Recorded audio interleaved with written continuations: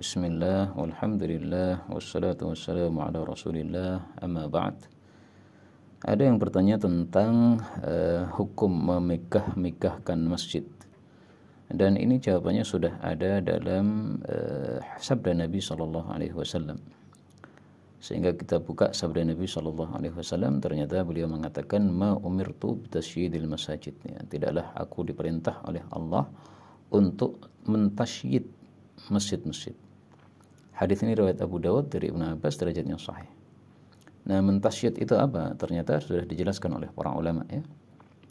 Tasyid itu adalah raf'u bina'iha, meninggikan bangunannya, ditinggikan. Kenapa? Karena itu merupakan perantara menjadikan masjid itu zakhrafah, hiasan, kemudian tazyin, ya, dipenuhi dengan hiasan-hiasan. Yang itu merupakan fi'il ahli kitab, perbuatan dari ahli kitab Yahudi Nasrani. Maka sabda Nabi ini merupakan taubih, celaan bagi orang-orang yang menghias-hias atau memegah-megahkan masjid. Sehingga tidak dihasungkan di dalam Islam sama sekali untuk memegah-megahkan masjid. Kalau memegah-megahkan masjid itu dihasungkan, ya pasti Abu Bakar, Umar, Uthman itu yang pertama kali melakukannya. Karena di masa-masa mereka itu sangat banyak mendapatkan ghanimah dari rampasan perang yang sangat indah, yang sangat banyak. Ya. Tapi apa yang dilakukan oleh Sayyidina Umar pada masa dia menjadi khalifah?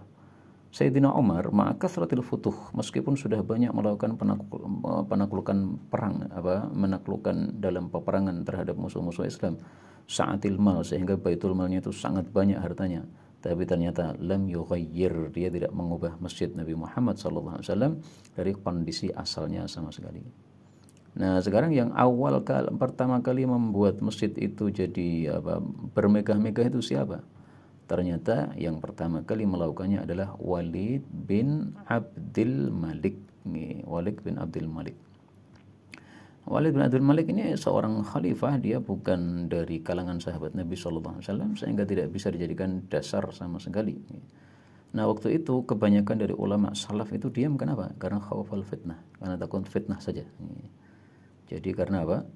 Khawatir malah menimbulkan mafsadat yang besar, karena pemerintah waktu itu sangat-sangat dolim, akhirnya dibiarkan. Tapi sebenarnya mereka tidak setuju dengan pemegah-megahan masjid tadi.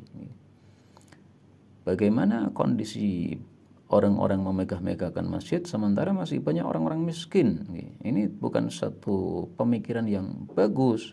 Cukupilah orang-orang miskin yang mereka kelaparan. Jangan sampai orang miskin hanya makan kacang saja tanpa memiliki nasi sehingga mereka kelaparan.